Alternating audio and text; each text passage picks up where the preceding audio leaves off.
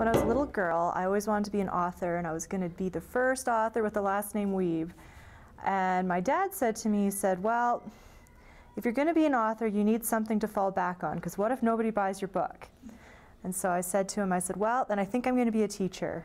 And so since grade 3, when I was 10 years old, I've ever since then wanted to be a teacher, and that's what I did. So I thought about teaching and going the science route. And things kind of didn't feel quite right there, and so then I quit physics and went back into band, and I decided to do a music degree. I really love getting to know every child in the school.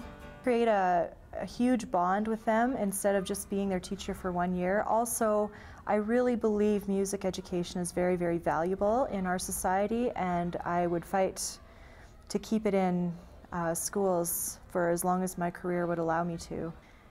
Music's really important to elementary education because it's a holistic subject where it encompasses all the different subjects within it. You have components of language arts that you find in music. You have components of mathematics that you find within music.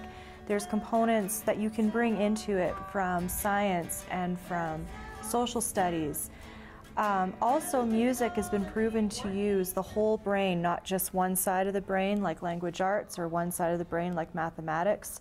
So the whole brain gets triggered when you have students studying music and participating in music activities. And remember, you have to stop at the top C.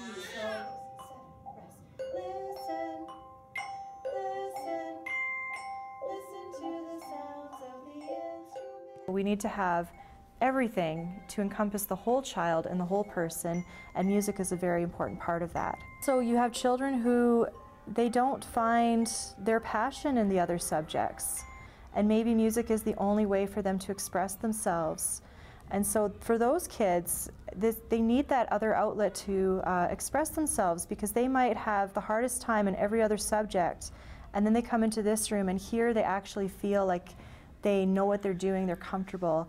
And without providing students with all of the subjects, you take away from those kids who need the ones that maybe are the ones that get cut. Little girl, she, for a year and a half, could not sing the same as me. She always sang lower, and it was it was almost spoken, not even sung. And one day in grade 2, we did individual singing, and I sang to her. And she sang back to me, and it was like spot on, perfect.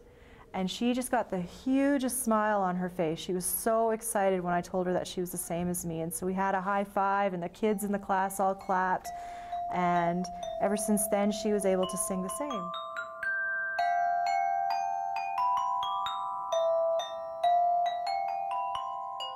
As the kids are not going to learn the actual essence of music literacy, which is my goal in my program, is to teach music literacy where students can take what they learn and actually be able to use it. I do believe some people think music is unimportant. I actually believe that some of my family members think music is unimportant, and I feel that way because of the music program I received when I was in school. I totally see why people would have that viewpoint of music. And then you come into my room, which I think is absolutely phenomenal, the stuff that I learned to do in my education degree.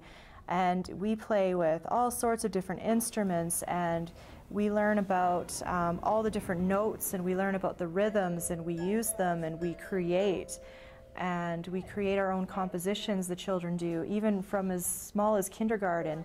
And movement is a huge part of music education.